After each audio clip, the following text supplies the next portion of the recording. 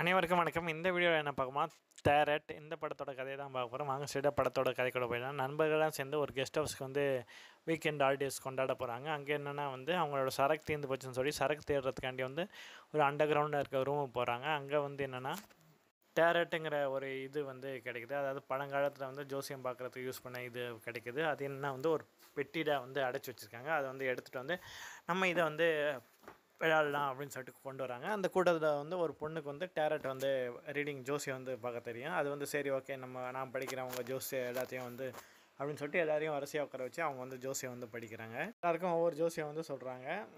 அதில் இருக்க படம்னா வந்து ஒரு மாதிரி வந்து பேய் மாதிரியே வந்து இருக்குது. ஒரு அமானுஷ்ய சக்தி மாதிரியே வந்து அது இருக்குது. எல்லோரும் வந்து ஜோசியம் படிச்சிடறாங்க. ஜோசியம் படிச்சுட்டு எல்லோரும் அவங்க வீட்டுக்கு வந்து கிளம்பி போயிடுறாங்க வீக்கெண்ட் முடிஞ்சோடனே. கிளம்பி போனேன்னு பார்த்தா அந்த ஜோசியத்தில் அவங்க என்னென்ன டேரக்டர் என்னென்ன படித்தாங்களோ அதே மாதிரியே வந்து ஒவ்வொருத்தவங்களுக்கும் வந்து நடக்க ஆரம்பிக்கிறது. அவங்களோட நண்பர்கள் வந்து என்ன ஜோசியம் படித்தாங்களோ அதே மாதிரி அது மூலமாகவே வந்து அவங்க இறக்க ஆரம்பிக்கிறாங்க. முதல் நண்பர் வந்து ஏணி குத்தி வந்து இறந்துடுறாங்க. ரெண்டாம் நம்பர் வந்து ட்ரெயின் ஆக்சிடென்ட் வந்து இறந்துடுறாங்க. இப்படியே போயிட்டுருக்க வந்து அவங்க இதெல்லாம் வந்து ஜோசியத்தை பார்த்தனால தான் வந்து நடக்குது. இதுக்கு எதாவது வந்து சொல்யூஷன் இருக்குமே அப்படின்னு சொல்லி ஆன்லைனை வந்து தேடுறாங்க. ஆன்லைன் இதை பற்றி வந்து ஒருத்தவங்க வந்து புக் வந்து எழுதியிருக்காங்க. அவங்க பார்க்கணும்னு சொல்லிட்டு வந்து அவங்கள பார்க்க போகிறாங்க. அவங்கள பார்த்து போனோடனே நீங்கள் இதை வந்து எங்கேருந்து வாசிச்சிங்க அப்படின்னு சொல்லி கேட்குறாங்க. இது மாதிரி நாங்கள் ஒரு கெஸ்ட் ஹவுஸ் போனோம், அங்கேருந்து வாசித்தோம், இந்த எல்லாரோட ஜோசியத்தை படித்தோம் அப்படின்னு வந்து அவங்கக்கிட்ட சொல்கிறாங்க. உடனே அவங்க சொல்கிறாங்க அது என்னென்னா சபிக்கப்பட்ட மாந்திரிகம் கலந்த வந்து ஜோசியம். இது மாதிரி வந்து ஒரு ஊரில் வந்து ஒரு ராஜா இருந்தான். அவனுக்கு வந்து ஒரு மாசமான பொண்டாட்டி வந்து இருந்தாங்க. அந்த மாசமான பொண்டாட்டிக்கு வந்து ஜோசியம் பார்க்குறதுக்காண்டி வந்து அவங்க குடும்ப ஜோசியம் பொண்ணு இருந்தாங்க. அவங்ககிட்ட போய் கேட்டாங்க. அவங்க சொன்னாங்க வந்து இது மாதிரி வந்து உங்களோட பொண்டாட்டியும் குழந்தையும் வந்து இறந்துருவாங்க அப்படின்னு வந்து அவங்க வந்து கணிச்சு சொன்னாங்க. பிடிக்காத அரசர் வந்து அந்த ஜோசியக்காரியை வந்து அந்த ஊரை விட்டு வந்து அனுப்பிச்சி வச்சுறாரு. அதுக்கப்புறம் வந்து கொஞ்ச நாள் வந்து அவங்க சொன்னபடியே வந்து அவங்க பொண்டாட்டியும் அவங்க குழந்தையும் வந்து இறந்துட்டாங்க. சரி அந்த ஜோசியக்காரி சொன்னனால தான் இப்படி ஆயிடுச்சுன்னு சொல்லிட்டு அந்த அரசர் என்ன பண்ணுறாரு வந்து ஆளுங்களை அனுப்பிச்சு வந்து அந்த ஜோசியக்காரியை தேடுறதுக்காண்டி வந்து போகிறாங்க. போனவங்க என்ன பண்ணுறாங்க, அந்த ஜோசியக்காரியோட பொண்ணை வந்து கொன்னுடுறாங்க. கொன்னனால வந்து அந்த ஜோசியக்காரி வந்து ரொம்ப மன உளைச்சலுக்கு ஆளாயிரா. அதனால என்ன பண்ணுறாங்கன்னா அவளையே வந்து சொந்தமாக வந்து அந்த டேரட்டுங்கிற அந்த கார்டு வந்து செய்கிறா. செஞ்சு வந்து தண்ணியை வந்து அந்த வழிகாட்டை வந்து கொடுத்து அந்த டேரட் கார்டில் வந்து தன்னோட உயிர் இருக்கிற மாதிரி வந்து அடக்கி வச்சிடுறான். அதனால தான் வந்து அந்த டேரட்டை அந்த கார்டு தான் வந்து நம்ம அழிக்கணும் அப்படின்னு வந்து சொல்கிறாங்க.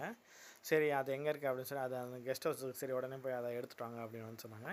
உடனே ஃப்ரெண்ட்ஸெல்லாம் வந்து கிளம்பி போகிறாங்க. கிளம்பி போகிறப்ப வந்து ஒரு பாலத்துக்கு வந்து கார் ஓட்டிட்டு போகிறாங்க. அப்போ அவங்க ஃப்ரெண்ட்ஸில் இன்னொருத்தர் வந்து அவங்க எப்படி சொன்னாங்களோ அதே மாதிரியே வந்து இறந்துடுறாங்க.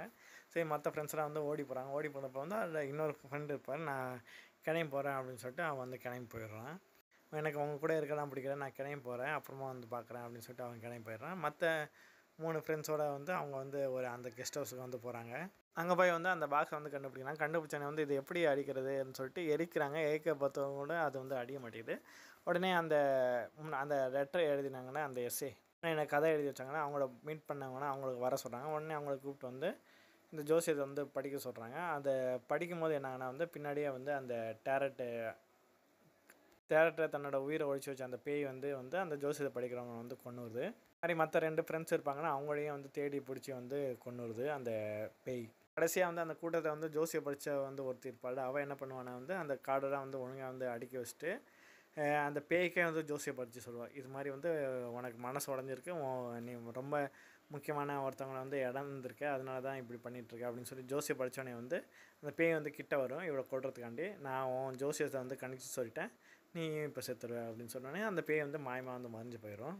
அந்த பொண்ணு இன்னொரு ஃப்ரெண்டு வந்து அடிபட்டுட்டு வந்து இருப்பான் கீழே, அவன் அப்புறம் ஓடி பண்ணான ஒரு ஃப்ரெண்டு அவனும் 3 பேரும் வந்து தப்பிச்சிடுவாங்க. இதோட இந்த படத்தோட கதை வந்து முடியுது. நன்றி.